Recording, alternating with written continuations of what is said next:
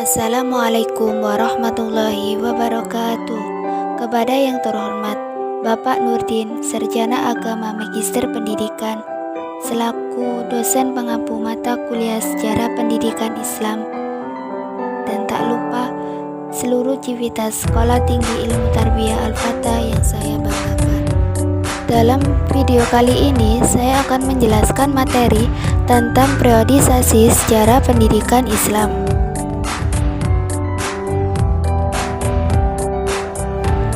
Pembahasan dalam materi ini mencakup beberapa materi. Yang pertama, membahas tentang pengertian periodisasi sejarah pendidikan Islam. Yang kedua, periodisasi sejarah pendidikan Islam pada periode klasik yang terjadi pada tahun 650 hingga 1250 Masehi. Pada periode ini terbagi menjadi tiga, yakni pada masa Nabi Muhammad SAW, pada masa Khulafaur Rasyidin, dan pada masa Muawiyah, Abbasiyah, dan kekhalifahan. Yang ketiga, periodisasi sejarah pendidikan Islam pada periode pertengahan yang terjadi pada tahun 1250 hingga 1800 Masehi. Pada periode ini terbagi menjadi dua. Yang pertama pada zaman kemunduran dan pada zaman tiga kerajaan besar. Yang keempat, membahas tentang periodisasi sejarah pendidikan Islam pada masa periode modern yang terjadi pada tahun 1800 Masehi hingga sampai sekarang. Langsung saja saya akan membahas materi yang pertama, yakni membahas tentang pengertian periodisasi sejarah pendidikan Islam. Sejarah berasal dari bahasa Arab yakni sajarotun, yang artinya pohon. Secara sistematik, sejarah sama seperti pohon yang mempunyai cabang dan ranting. Bermula dari bibit, kemudian tumbuh dan berkembang, lalu layu dan tumbang. Dan menurut definisi umum, kata sejarah berarti masa lampau umat manusia. Dalam pengertian lain, sejarah adalah catatan berbagai peristiwa yang terjadi pada masa lampau. Maka dari ini, sejarah pendidikan Islam pada hakikatnya tidak terlepas dari sejarah Islam. Oleh sebab itu, sejarah pendidikan Islam dapat dikatakan berada dalam periode-periode sejarah Islam itu sendiri. Secara garis besar, sejarah Islam dapat terbagi menjadi tiga periode, yakni pada periode klasik, periode pertengahan, dan periode modern, yang mencakup masa hidupnya Nabi Muhammad SAW, masa Khalifah Khulafaur Rasyidin, masa kekuasaan Umayyah, masa kekuasaan Abbasiyah, dan masa jatuhnya kekuasaan Khalifah di Baghdad sampai sekarang.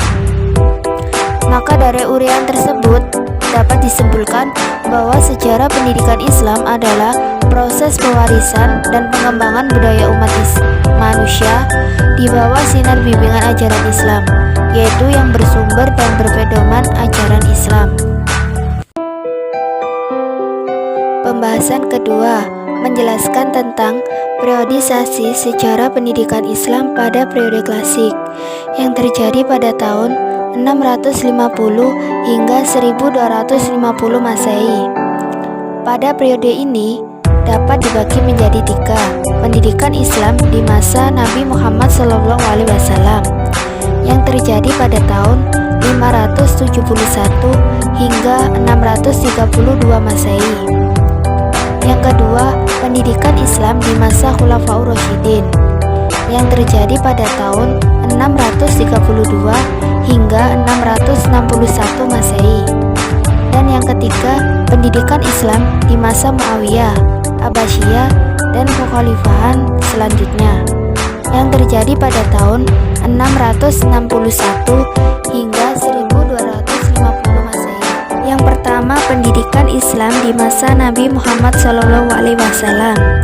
Pada masa ini, Nabi Muhammad diangkat menjadi Rasul sebagai datangnya Islam.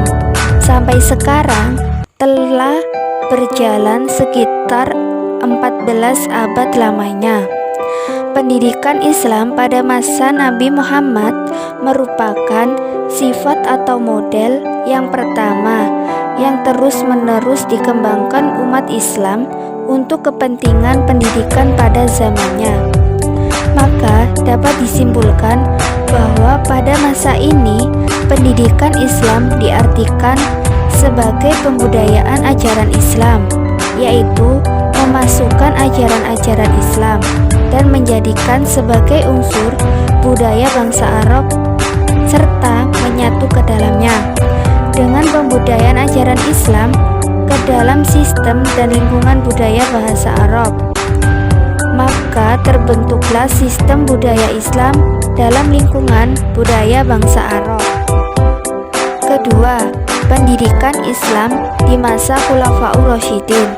Setelah Rasulullah wafat, pemerintah Islam diambil alih oleh para Khulafaur Rasyidin, dipegang secara bergantian oleh Abu Bakar, Umar bin Khattab, Utsman bin Affan, dan Ali bin Abi Thalib. Pada masa Abu Bakar, pedal pemerintah diguncang oleh para pemberontak dari orang Butat, orang-orang yang mengaku nabi, dan orang-orang yang tidak mau membayar zakat. Oleh sebab itu, Abu Bakar memusatkan perhatian untuk memerangi pemberontakan-pemberontakan tersebut, yang mana dapat mempengaruhi orang-orang Islam yang masih lemah imannya untuk menyimpang dari Islam. Pada masa Umar bin Khattab, situasi politik dalam keadaan stabil, dan untuk pendidikan, untuk mengangkat guru-guru yang bertugas untuk memajukan isi Al-Quran dan ajaran Islam kepada penduduk yang baru masuk Islam. Pada masa Utsman bin Affan, kedudukan peradaban Islam dan pendidikan Islam tidak jauh berbeda dengan masa sebelumnya. Para sahabat diperbolehkan meninggalkan Madinah untuk mengajarkan ilmu-ilmu yang dimiliki. Pada masa Khalifah Ali bin Abi Thalib, begitu pula dalam pendidikan Islam tidak jauh berbeda di masa Nabi Muhammad, yang menekankan pada pengajaran baca tulis dan ajaran-ajaran Islam. Oleh perhatian umat Islam terhadap luasan wilayah Islam dan terjadi gejolak politik. Ketiga, pendidikan Islam di masa Muawiyah, Abbasiyah, dan Kekhalifahan. Dengan berakhirnya masa Khulafaur Rasyidin, mulailah kekuasaan Bani Umayyah dan Abbasiyah. Pada masa Muawiyah ini, dinasti Bani Umayyah, Abdul Malik merubah administrasi dan bahasa Yunani, bahasa Pahlawan ke dalam bahasa Arab. Di masa Bani Abbasiyah, inilah ilmu pengetahuan dan filsafat Yunani memuncak terutama di zaman Harun Ar-Rasyid dan Al-Ma'mun. Di masa inilah untuk pertama kalinya alam sejarah terjadi kontak antara Islam dengan kebudayaan Barat.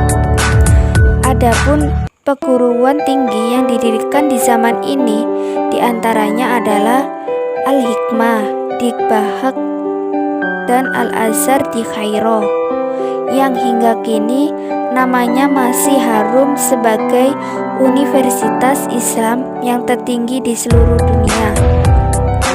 Al-Ma'mun adalah khalifah yang banyak jasanya dalam penerjemah. Pembahasan ketiga menjelaskan tentang periodisasi sejarah pendidikan Islam pada periode pertengahan yang terjadi pada tahun 1250 hingga 1800 Masehi. Pendidikan Islam pada masa pertengahan ini dapat dibagi menjadi dua. Yang pertama pada zaman kemunduran, dan yang kedua pada zaman tiga kerajaan besar. Pada zaman kemunduran, zaman ini berlangsung sekitar 250 tahun. Kemunduran ini diawali dengan hancurnya Baghdad oleh Hulukoha. Dia membunuh semua keluarga khalifah. Tetapi untunglah salah satu seorang anak khalifah Abbasiyah bisa melarikan diri ke Mesir, lalu diangkat oleh Sultan Makhluk menjadi khalifah yang berkedudukan di kota Kairo. Dengan demikian, ibu kota alam Islam berpindah ke Kairo. Begitu juga pusat pendidikan pengajaran ke Kairo ke Al-Jami Al-Azhar, dan sistem pengajaran saat itu ialah dengan menghafal matan-matan. Yang kedua, pada zaman 3 kerajaan besar.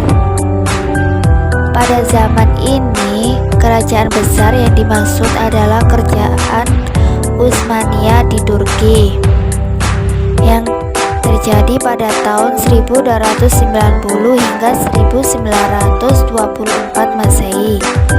Kerajaan Safawi di Persia yang terjadi pada tahun 1501 hingga 1736 Masehi, dan kerajaan Maghon di India yang terjadi pada tahun 1526 hingga 1858 Masehi. Pada kerajaan Utsmaniyah, pendidikan mengalami kemunduran karena disebabkan banyaknya para ulama dan guru-guru yang hanya mempelajari kaidah-kaidah ilmu agama dan bahasa Arab. Sepanjang sejarah Islam di Persia dikenal sebagai bangsa yang telah berhadapan tinggi dan berjasa mengembangkan ilmu pengetahuan. Dan dalam ilmu pengetahuan di kerajaan Mughal di India, antara lain kebahasaan Akbar Shah, yakni telah menjadikan 3 bahasa sebagai bahasa nasional, yaitu bahasa Arab sebagai bahasa agama, bahasa Turki sebagai bahasa bangsawan, dan bahasa Persia sebagai bahasa istana dan kesusastraan. Di bidang filsafat cukup maju dan satu di antaranya tokohnya adalah Akbar Shah. Sementara ahli tasawuf yang terkenal pada masa itu adalah Mubarak, Abdul Faidillah, dan Abdul Fadl. Pembahasan yang keempat menjelaskan tentang periodisasi sejarah pendidikan Islam pada periode modern yang terjadi pada tahun 1800 Masehi hingga sekarang. Periode ini merupakan zaman kebangkitan Islam, ekspedisi Napoleon di Mesir, membuka mata dunia Islam akan kemunduran umat Islam di samping kemajuan Barat. Raja dan pemuka-pemuka Islam mulai berpikir untuk mengembalikan kejayaan umat Islam. Dengan demikian, timbulnya apa yang disebut pemikiran dan aliran pembaharuan atau modernisasi dalam Islam. Pemuka-pemuka Islam mengeluarkan pemikiran-pemikiran untuk membuat Islam kembali maju, seperti yang dilakukan oleh Muhammad Ali Pasha setelah menguasai Mesir tahun 1805 Masehi. Beliau membangun Al-Azhar kembali dan menghidupkan semangat para ulama dan belajar sebelumnya hampir menghilang. Beliau mengirim para ulama ke Eropa untuk belajar ilmu kedokteran, ilmu teknik, dan kalam.